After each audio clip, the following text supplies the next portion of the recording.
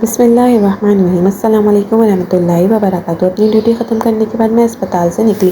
चंद कदम चलने के बाद ही मुझे एक खाली रिक्शा मिल गया तो मैं जल्दी से इसमें बैठ गई और अपने घर का एड्रेस दे दिया। रिक्शा मंजिल की तरफ रवाना हो चुका था। अचानक मुझे कुछ गलत होने का एहसास हुआ। जैसे ही मैंने सामने नज़र दौड़ाई, खौफ से मेरा बदन कँपकँपाने लगा था, क्योंकि दोस्तों आज ये कहानी एक सच्चा वाक़या है जो लाहौर में हमारी एक बहन के साथ पेश आया। आइए आज की ये कहानी उसी बहन की ज़बानी सुनते हैं।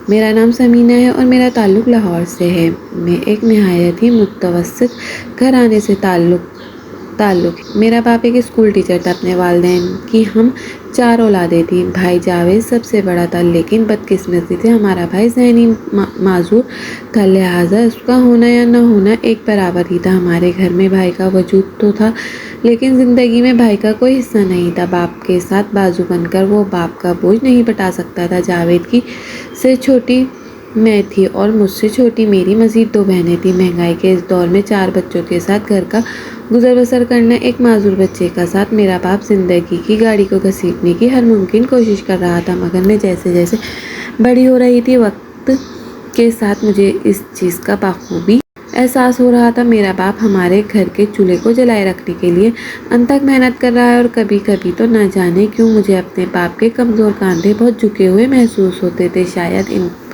पर ज़रूरत से ज़्यादा बोझ था। ये देखकर मेरा दिल अंदर ही अंदर कट जाता। लिहाजा इसी वक्त छोटी उम्र से ही मैंने अपने वालिदैन दिल में ये ठान चुकी थी कि बड़ी होकर अपने वालिद का साथ दूंगी, इनका बाजू बनूंगी, इनका हाथ बनूंगी।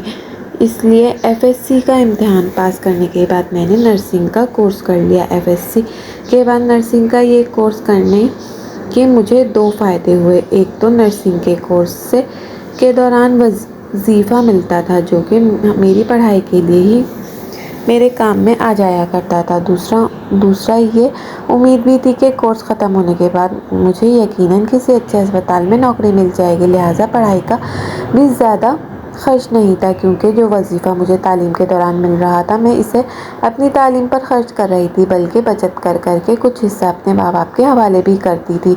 लिहाजा इसी तरह वक्त गुजरता जा रहा था। आखिरकार देखते ही देखते मेरी तालीम मुकम्मल हो चुकी थी। नर्सिंग का कोर्स मुकम्मल हो चुका था। साल 6 माह तो मैंने छोटे मोटे अस्पतालों में नर्स के तौर पर ड्यूटी दी और तजुर्बा हासिल किया, और इसके बाद सरकारी नौकरी के लिए दरख्वास्त भी दायर कर दी। और फिर शायद मेरी किस्मत अच्छी थी, या फिर अल्लाह ताला को मेरे बाप के बूढ़े कंधों पर तरस आ चुका था। मुझे लाहौर के एक बड़े अस्पताल में नौकरी मिल चुकी थी। तनख्वाह बहुत अच्छी थी, मगर ड्यूटी सुबह 9 बजे से रात 9 बजे तक थी, और एक हफ्ता ड्यूटी सुबह के वक्त लगाया करती थी और अगला हफ्ता ड्यूटी रात के वक्त होती थी। इसी तरह तमाम नर्सेस की ड्यूटी बदल कर लगा करती थी।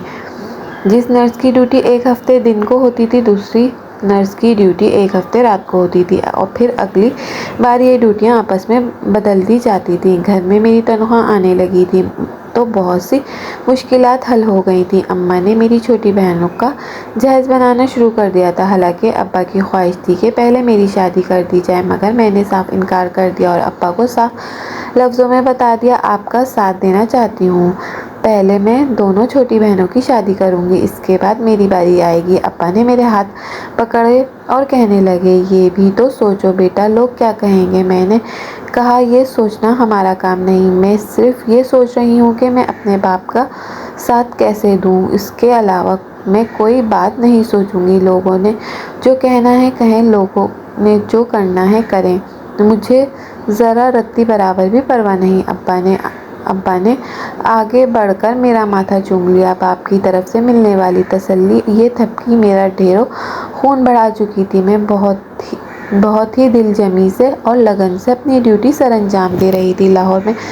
लाहौर से बड़े अस्पताल में बतौर नर्स ड्यूटी करते हुए मुझे तकरीबन 1 साल होने को आया था, और इस 1 साल में मैंने अपनी से छोटी बहन को ब्याह कर रुखसत कर दिया था। रिश्ता इसका अब्बा ने पहले ही कर रखा था। इसकी मंगनी हो चुकी थी, और फिर जैसे ही मेरी तनख्वाह आने लगी तो हम दोनों माँ बेटी ने मिलकर इसका जहेज़ बनाया और उसे इसके घर कर दिया। अपने बहन को रुखसत करने के बाद अब्बा के साथ साथ मुझे भी खुशी और इत्मीनानियत का एहसास हो रहा था। ये सोच करके मैंने अपने बाप का हाथ बटाया और अब ज़िंदगी फिर से इसी तरह अपनी रूटीन पर जारी हो सारी थी, जब अचानक से मेरी ज़िंदगी में ऐसा मोड़ आया जिसने मुझे हिला कर रख दिया। हुआ कुछ यूँ, इस रोज़ मेरे दिन की ड्यूटी थी। ड्यूटी जैसे ही 9 बजे ख़त्म हुई, मैंने अपनी चीज़ें समेटी, दुपट्टा उतार कर इसकी तह लगाकर अपने पर्स में रखा, चादर अच्छी तरह सर पर ओढ़ी और अस्पताल से निकलकर बाहर रोड पर चली।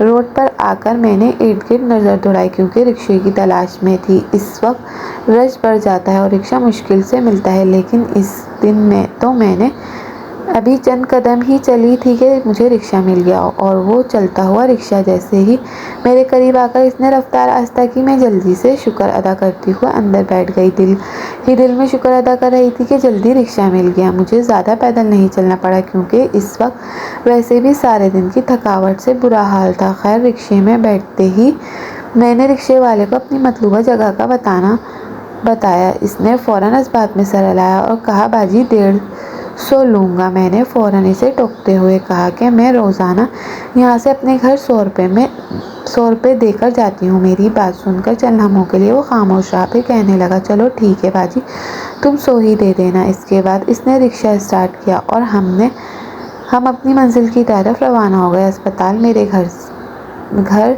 तक का रास्ता तकरीबन 20-25 मिनट का था। रिक्शे को चलते हुए चंद मिनट ही गुजरे थे, अचानक रिक्शे की रफ्तार आहिस्ता हुई और जो मैं अपने मोबाइल में मसरूफ़ थी, फ़ौरन नज़र उठाकर देखा तो मैं हैरान रह गई। रिक्शे वाले ने आगे वाली सीट पर एक मर्द को बिठा लिया था। मैंने फ़ौरन इसे टोककर कहा, भाई तुमने और सवारी क्यों बिठा ली? रिक्शे वाला फ़ौरन मिस्कीन सी आवाज़ में कहने लगा, बाजी रात हो चुकी है, मैं अभी घर जाऊंगा। जाते जाते एक और सवारी मिल गई तो बिठा ली। कोई बात नहीं बाजी, मेरा भी भला हो जाएगा, तुम्हारा क्या जाता है, इससे तुम्हें पहले उतार दूंगा।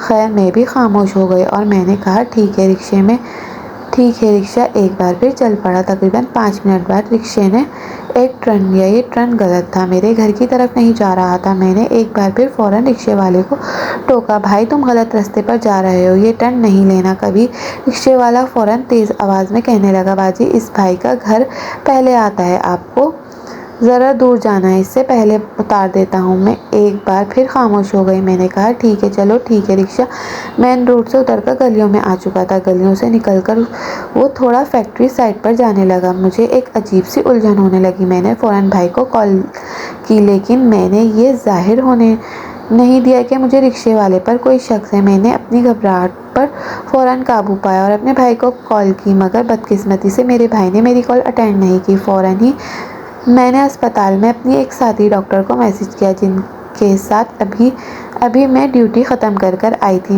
अब मैं दिल में दुआ कर रही थी, या अल्लाह वो फ़ौरन मैसेज देख ले, क्योंकि इनकी ड्यूटी भी ख़त्म होने वाली थी और इस वक्त वो अपने शौहर के साथ गाड़ी में अपने घर रवाना हो जाया करती थी। मगर शायद ये कबूलियत की घड़ी थी। उन्होंने फ़ौरन मेरा मैसेज देख लिया और मैंने इन्हें मैसेज किया कि मैं इस वक्त मुश्किल में हूँ। उन्होंने जवाब दिया, सब खैरियत तो है?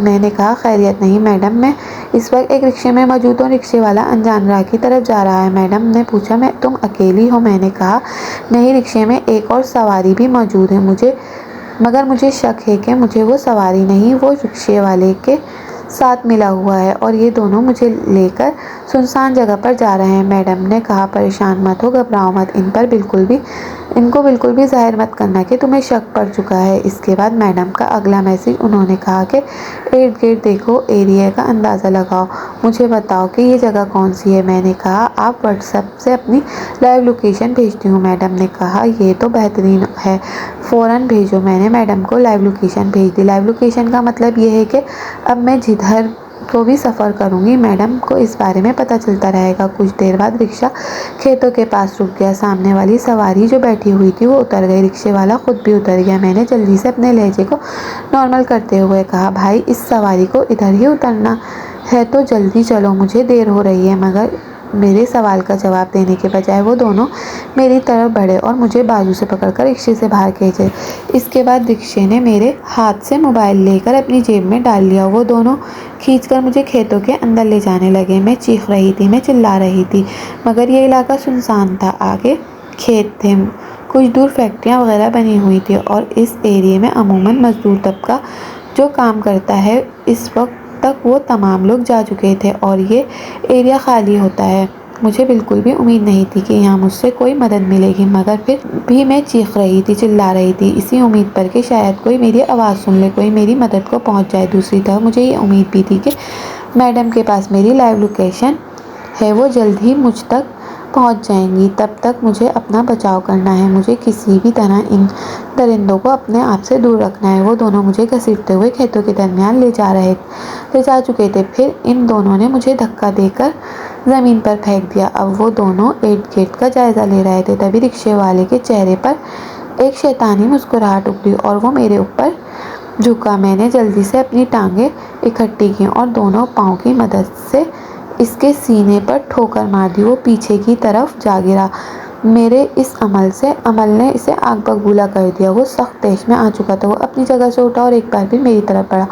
अब की बार इसके दूसरे साथी ने इसकी मदद की। इस शख्स ने मुझे बाजू से पकड़ लिया और रिक्शे वाला अपने गंदे अज़ाइम के साथ मेरी तरफ बढ़ रहा था और मैं दिल ही दिल में शिद्दत से दुआ कर रही थी कि परवरदिगार मेरे लिए कोई मदद भेज दे। तभी फिजा में अचानक फायरिंग की आवाज़ सुनाई देने लगी। वो दोनों ठटक कर रुक गए, खड़े हुए और चारों तरफ देखने लगे। कुछ दूर से आवाज़ें आ रही थी। कदमों की आहट तेज़ी से मेरी तरफ बढ़ रही थी। रिक्शे वाला और वो दूसरा आदमी दोनों वहाँ से भागने लगे। भागने की ठानी दोनों खेत पार कर दूसरी तरफ भाग निकले।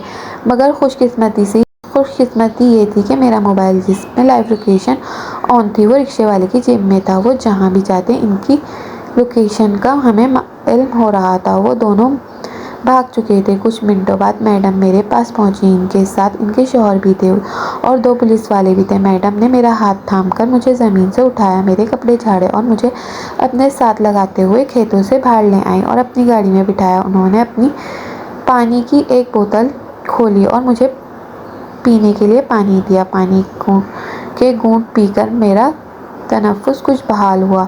मैडम ने मुझे लंबे लंबे सांस भरने को कहा और कहा। कुछ देर बाद मेरी तबीयत कुछ संभली तो मैडम मुझे बताया कि जब मैंने इन्हें अपनी लाइव लोकेशन भेजी तो वो दोनों मियाँ बीवी तेज़ी से इसकी तरफ आ रहे थे। अचानक रास्ते में इन्हें एक पुलिस मोबाइल नजर आए। इन दोनों मियाँ बीवी ने जल्दी से इस पुलिस मोबाइल को रोका और इन्हें तमाम वाक़यात बताए तो इन्हें साथ चलने को कहा। पुलिस वाले भी फ़ौरन मामले की नज़ाकत को समझ चुके थे। उन्होंने अपनी गाड़ी को मैडम की गाड़ी के पीछे लगा दिया और यूं वो सब लोग मौके पर पहुंच गए। इसके बाद मैडम ने मुझे लेकर मेरे घर की तरफ रवाना हो गई, जबकि वो पुलिस वाले लोकेशन की तरफ रवाना हो गए थे। इन दोनों मुलजिमान ने जहां जाकर अपनी पनाह ली थी, पुलिस वाले एन इस ठिकाने पर पहुंच चुके थे, क्योंकि लाइव लोकेशन मेरे मोबाइल इनकी जेब में था और पुलिस वालों ने जाकर इन दोनों दरिंदों को धर लिया।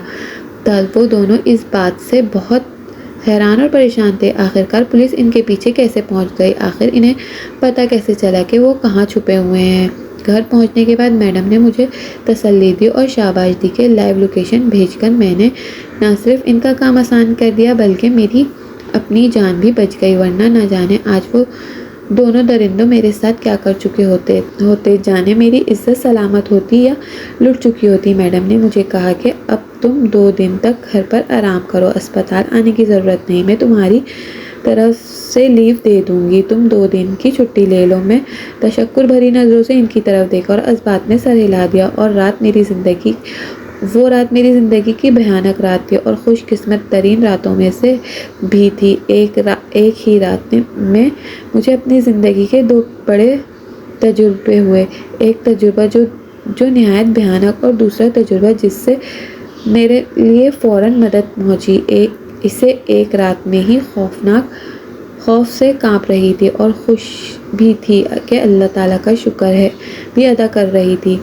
मेरे घर वाले भी परेशान भी थे और खुश भी थे कि मुझे आने वाली मुसीबत जल्द टल गई। अगले दिन मुझे पुलिस थाने से कॉल मौसूल हुई। SHO ने मुझे थाने आने के लिए कहा। मैंने अपने वालिद के साथ जब थाने पहुंची तो उन्होंने अपनी जगह से खड़े होकर मुझे सलूट किया और जिसे देखकर मेरे वालिद मुस्कुरा उठे। SHO ने मेरे वालिद से कहा कि कल आपकी बेटी की जान और इज्जत सिर्फ इसकी हाजिर दिमागी की वजह से बच गई। आपकी बेटी ने लाइव लोकेशन भेज दी, जिसकी वजह से हम जल्द उस तक पहुंच सके और ना सिर्फ आपकी बेटी को बचा लिया, उसके बाद हम इन दरिंदों के ठिकाने तक भी पहुंच गए, क्योंकि जाते हुए वो लाइव लोकेशन वाला मोबाइल अपनी जेब में डालकर ले जा चुके थे और हमें पल पल इनकी खबर मिल रही थी इस वक्त वो कहाँ पर हैं। इसलिए हमने आधे घंटे तक के अंदर अंदर इनको धर लिया और इस वक्त वो लॉकअप में मौजूद हैं। और ये रहा आपका फ़ोन, एसएचओ ने मेरी तरफ बढ़ाते हुए कहा। मैंने कहा शुक्रिया अदा करती हूँ एसएचओ।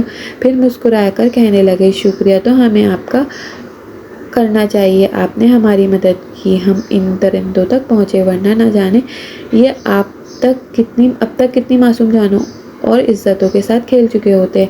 इस दिन अपनी ज़िंदगी के इन 2 तजुर्बात के अलावा मैंने कुछ और भी सीखा। एक ये कि अपने हाथ में पकड़े हुए इस छोटे से डिवाइस को अगर अक्लमंदी से इस्तेमाल करें तो ये बहुत बड़ी फ़ायदेमंद चीज़ है। और दूसरी बात ये जो मैंने सीखी वो ये थी कि जब भी आपके प्यारों की कॉल आपके फ़ोन पर आए तो इसे इग्नोर करने के बजाय सुन लिया करें, क्योंकि हो सकता है दूसरी तरफ कोई किसी बड़ी मुसीबत में हो, उसे आपकी मदद की ज़रूरत हो। नाज़रीन, मज़ीद इस तरह की सबक आमूज़ कहानियाँ और वाक़या सुनने के लिए हमारी वीडियो को लाइक करें, शेयर करें और हमारे चैनल को सब्सक्राइब करना मत भूलिए। शुक्रिया, अल्लाह हाफ़िज़।